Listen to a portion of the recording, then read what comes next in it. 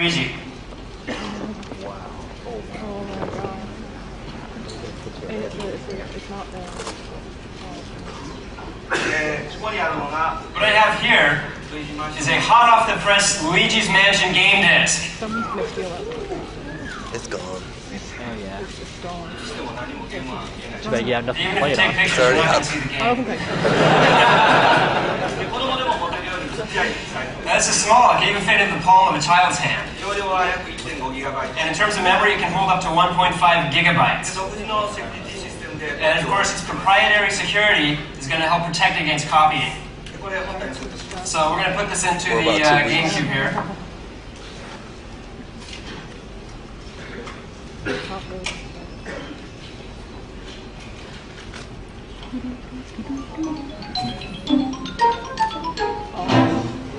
Awesome!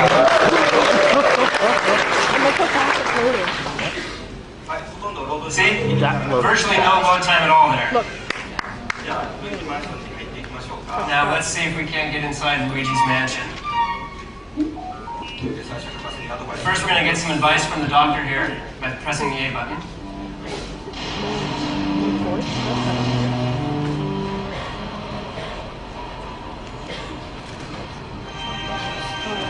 Oh, no, it was done. It's just being polished. Yeah, it's kind of hard to see these screens. Oh wow. Okay, we're inside the mansion. It's a little dark inside, so Luigi's using a flashlight. Now, the most important feature of this game is going to be the control stick to move Luigi's direction. So if we're changing direction with that, what do we do for movement? And that's where we're using the C stick.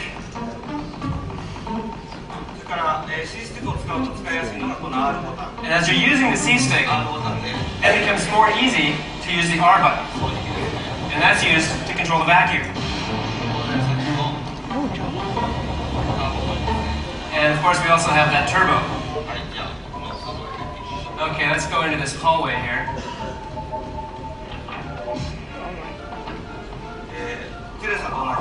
Now just like Blue, the ghosts are going to appear behind Luigi.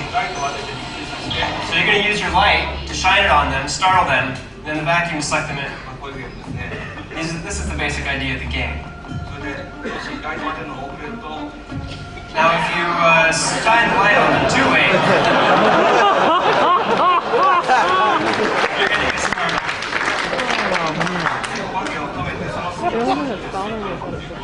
So the idea is to flash the light and at that moment suck them into the vacuum.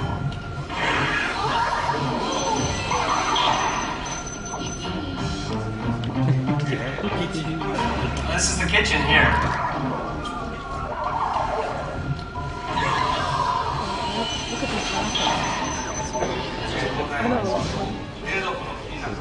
Now you can even suck up the mist from the refrigerator. You can suck up these mice too.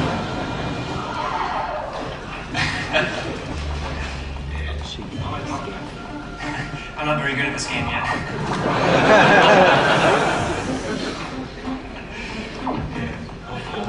So we're going to continue back through these hallways here. And again, if you shine the light too long on the ghost, it's just going to disappear. So we'll come back this way. The bathroom. Hey, you can even move the curtain here. Oh, it's Boo. Got the original Boo. Great. That's what I was missing. And if we try to suck the curtain from this side.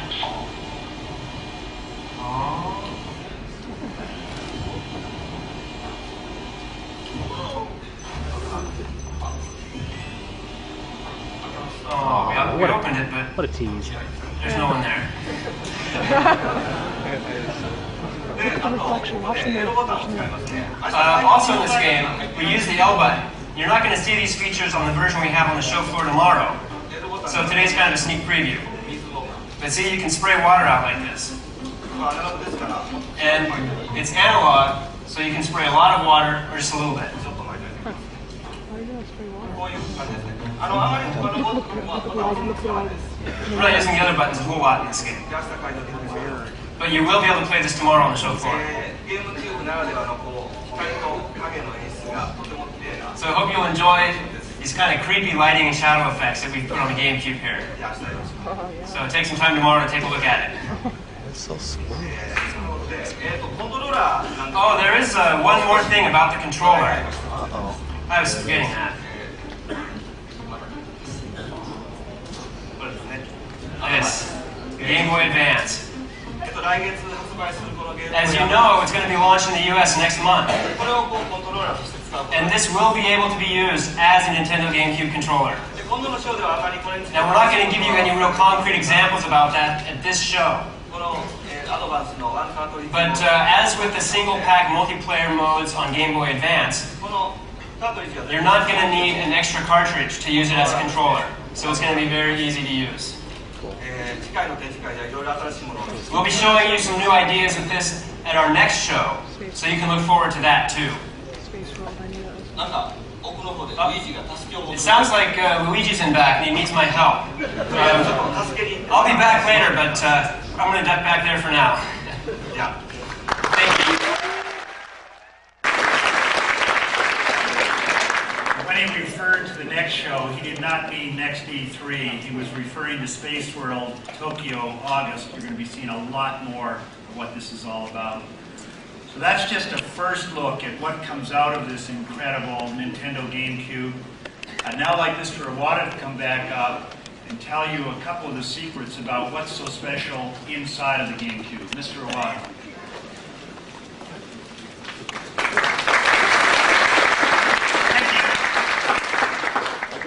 There is one more important example of the Nintendo difference I would like to address. It has to do with how Nintendo GameCube was designed.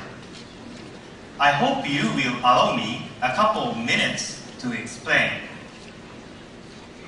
In 1996, when Mr. Miyamoto introduced Super Mario 64, many people said Mr. Miyamoto showed for the first time what real 3D games could look like. But at the same time, Mr. Miyamoto and his team became the first people to fully understand how difficult programming in 3D can be. 3D graphics certainly can be pretty to look at, but usually not so pretty to create. For developers, they are complicated, time-consuming, and very expensive. We say that game designers are often fighting against their own machines. And the more time they spend fighting machine, the less time they can devote to concentrating on what is really fun or unique about the project. And their struggle means added costs and profit concerns for publishers. With Nintendo GameCube, we wanted to help developers overcome these problems to create a truly developer-friendly console. Here's how. 3D pictures are created in what is commonly called a pipeline, with several different functions performed separately. It may be easier to think about this as a conveyor belt or an assembly line. Creating 3D graphics has always meant overcoming delays or bottlenecks in the technology. It is like having one person missing from the assembly line. All work will slow down or stop.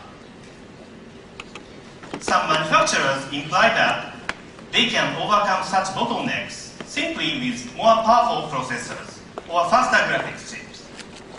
But this is not so. All they do is make the assembly line run faster and cause the bottlenecks to happen sooner or more often. That's why Nintendo has never agreed to argue our technical specifications. We do not quote a figure for peak performance, as others do, because this only measures a machine's ability to draw a type of empty polygon that would never appear in a game. It is a meaningless number. Instead, we work with world-class design partners, IBM, ATI, Gnosis, Matsushita, and NEC, to design Gamecube, above all, to eliminate the troublesome bottlenecks. We did not concern ourselves with peak performance, but rather the constant, reliable performance, which is most important to game developers. The result is the most efficient and the most game-friendly console ever devised for 3D. In fact, we expect that in future generations of technology, this architecture will become an industry standard for all video game devices. The first example of this is the new Panasonic system designed for the Japanese market, which will incorporate the exact Gamecube technology with CD and DVD devices. In real game terms, Nintendo Gamecube delivered the best performance ever. Developers aren't fighting this machine. They are loving this machine. Of course, it is up to the developers themselves to decide whether we have accomplished our goal. But I believe the following comments from 3 of the world's best game creators show that we are well on our way. Technology people first saw the demo of the specs and the layout, they were in utter shock. I can't believe this, it is so good. What really excites us about the machine is how easy we feel it's going to be to work with. The new technology is designed by people that understand games. This is games hardware brought to us by a games company. I think Sony has given everyone a chisel, and they can create this piece of artwork with a chisel. If you make one mistake, you can't erase that mistake. Where the Nintendo is like a pencil, where you can go through, create your world. If you make mistakes, it's easy to go back and optimize things the way you need to optimize them. People are going to be able to focus on creating the game rather than, struggling with the hardware. It's basically going to be an incredibly powerful machine that's going to be easy to program, and say you get 90% of the maximum peak out of it straight out of the box.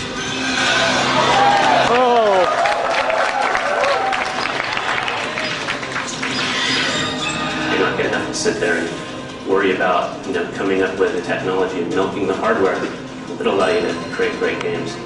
Pushing more polygons is important, but what they've really done is optimize the system to make the best video game performance rather than the best polygon performance.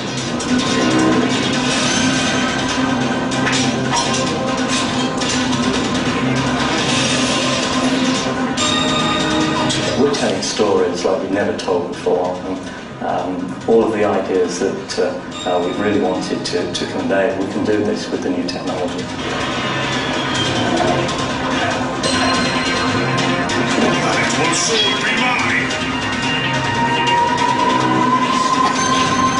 Now you're going to see the people who produce great stories, great content, really start to come to the forefront. And I think it's a time where the people who really create great games are really going to stay there. The machine is so capable. We are able to very closely deliver what we really want to show the players. It's wonderful for our designers. You've seen the sort of things that we can do with N64. I mean, this is a whole order of magnitude measure. This is the first 3D platform that really will give us the ability to show you what we want to show. The graphics people saw how the technology got reacted, started